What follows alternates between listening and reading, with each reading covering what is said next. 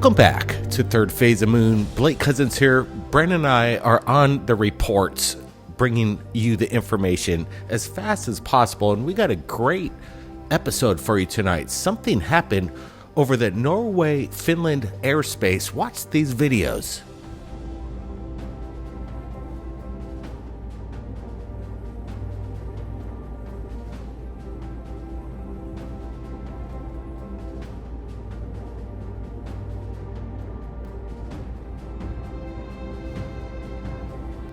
Once again, let's get a close-up look. I'm actually adding some brightness contrast. This thing is zipping across the sky, undulating. Quite interesting, but what's amazing is that we have multiple eyewitnesses, 3 in fact. Take a look at this.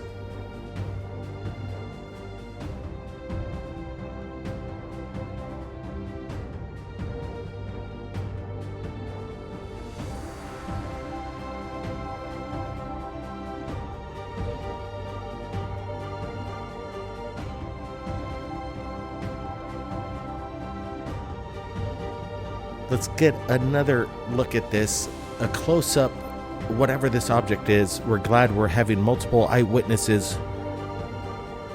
Keep watching, guys. We got some incredible stuff on this encounter.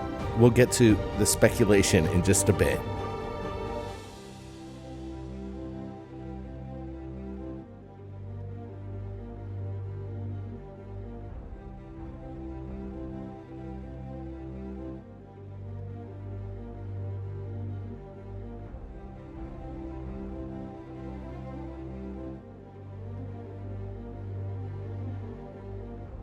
Now let's bring in the third eyewitness account. Here it is. Multiple eyewitnesses. People have their eyes on the skies. Watch.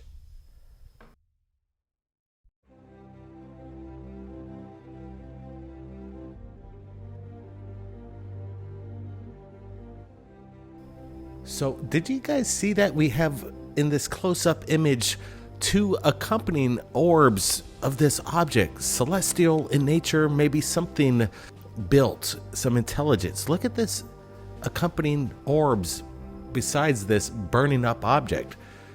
It seems to me that there is some kind of reference to, as people are stating, that it looks like the Mandalorian's new ship that he acquired in the new TV show Book of Boba Fett. Brent, what's your thoughts here?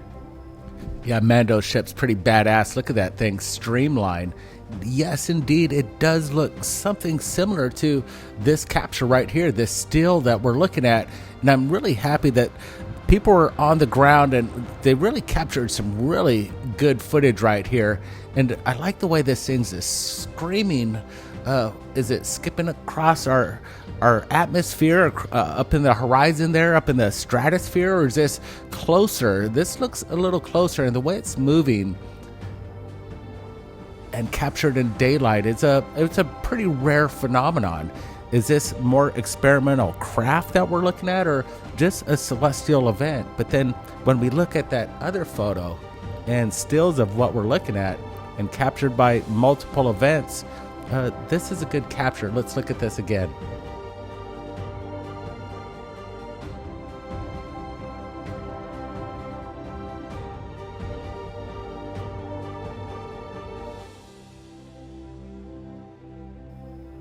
You see the guy right there, he notices something in the sky, he steps into frame, and we're looking at this closer right now. That's what it's about. We're enhancing it, and we're getting the people's opinions in this live premiere. What it could be is a question that we want to find out. Could it be simply space junk or a meteorite? That definitely is a possibility, no doubt about it. But when we look at this closer, and especially with the upcoming little enhancements with the accompanying orbs on its right and left flank, that gives away something that seems, like I said, intelligence behind it. Look at this thing. It's just zipping. It almost looks like the video's fast forward, but it's in real time, indicating the fast rate of speed. Is this hypersonic experimentation going on above our skies, and this could be a craft with, who knows, accompanying orbs around it? Look at this. You see it left to right. Those orbs aren't like drifting one way or the other. They're solid in its a proximity to this. Very, very peculiar. Brent? Yeah, it almost looks like tips of wings, and it's glinting off of it. And this like booster coming out from the back. I've seen this before in what looks like aviation, and this looks more aviation than a celestial event. Yep. People will be saying this could be the Mandalorian's new craft that he acquired. But again, the evidence is interesting. Now let's get to more right now. Buckle up. Watch this.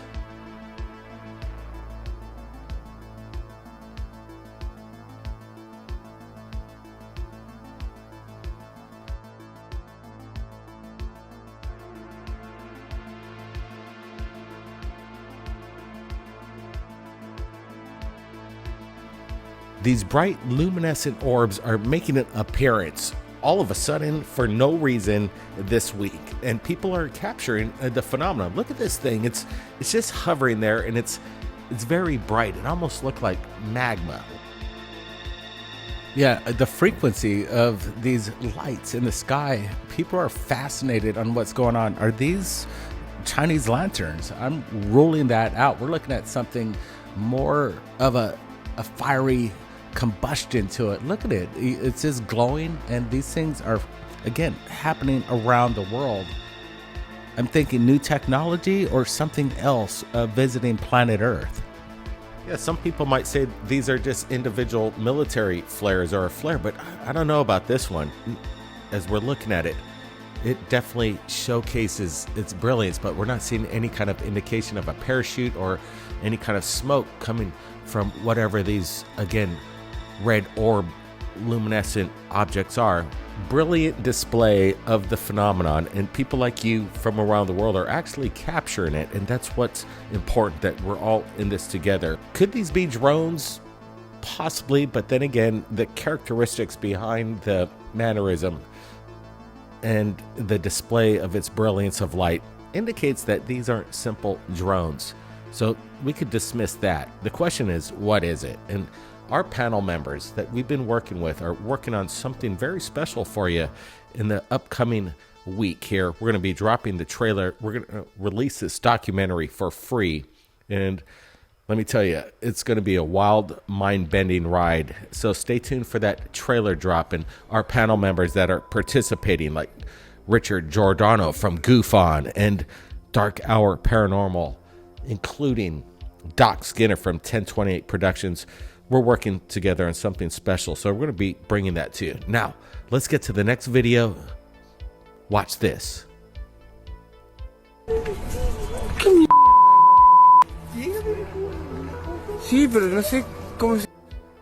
Coming in from Jaime Maussan, he wanted us to share this with our Third Phase Moon fans and get your guys' opinions of what do you think this possibly could be. What is it? It's illuminated. Again, I don't think it's a drone, but maybe it could be some kind of new experimental drone that we're not privy to the information with these black ops projects. People speculate that the technology's 20 years in advance that we're not aware of, and other people speculate that it could be up to 500 to 1,000 years. How do we know?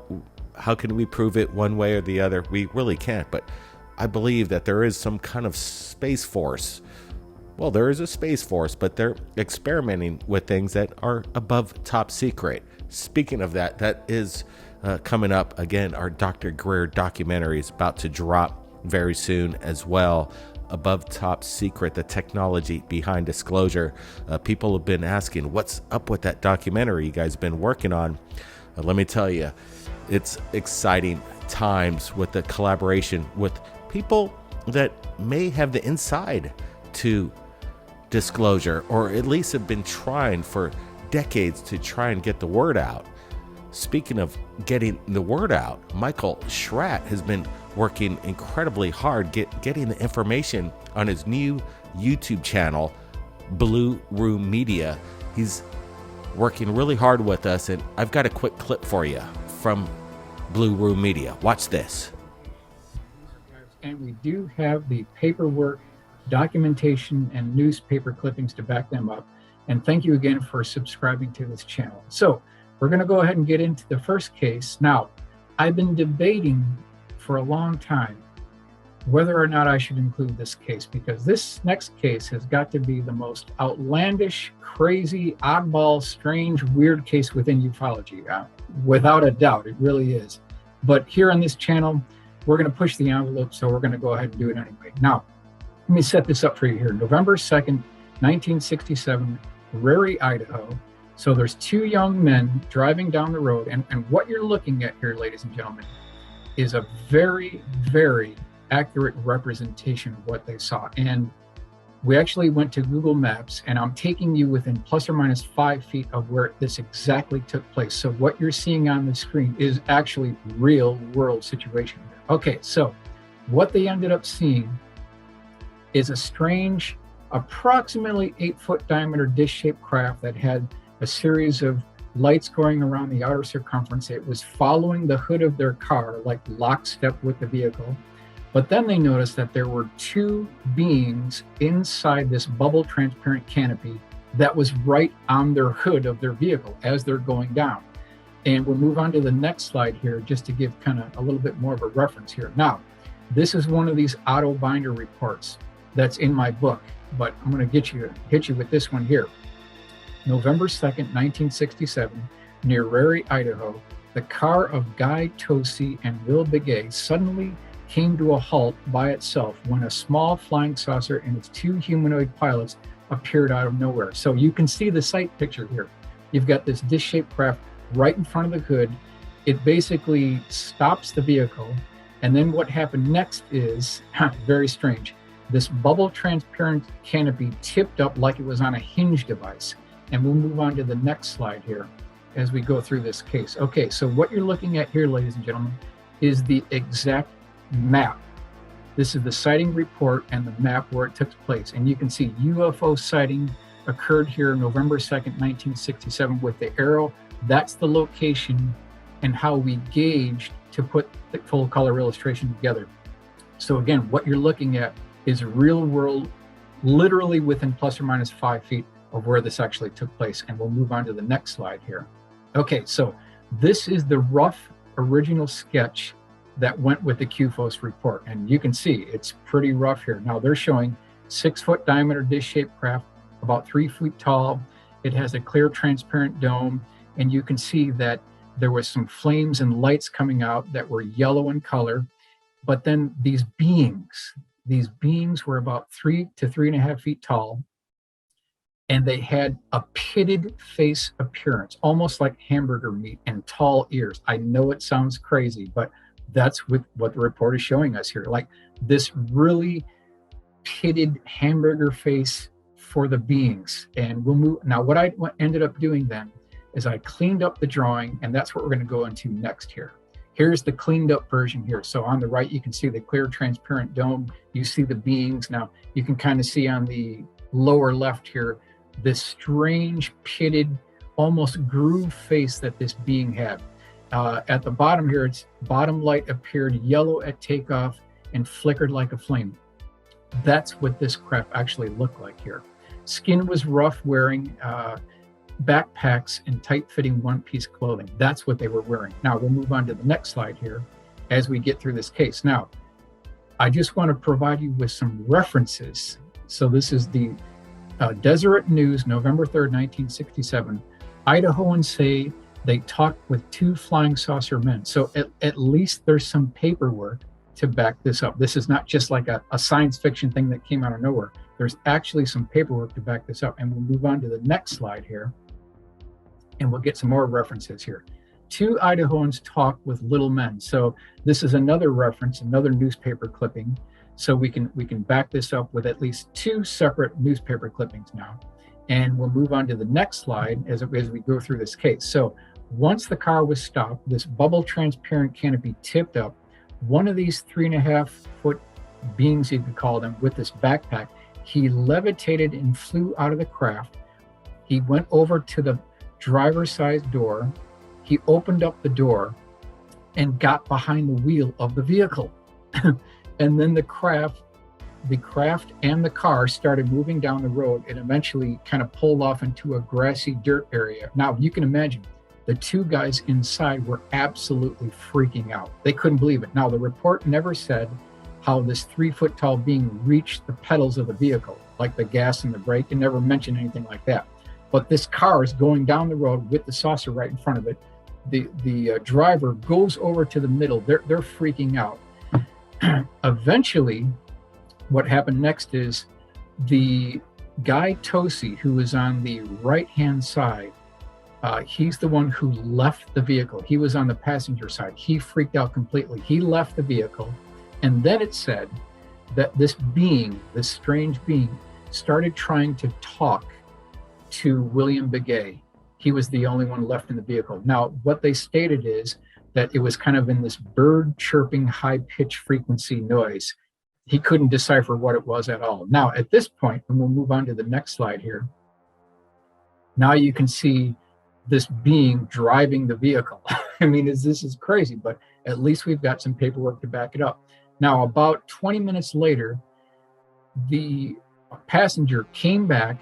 At this point, the being left the driver's side door, went back into the craft itself, and then this thing zipped away. This is all back in 1967. They were not drinking.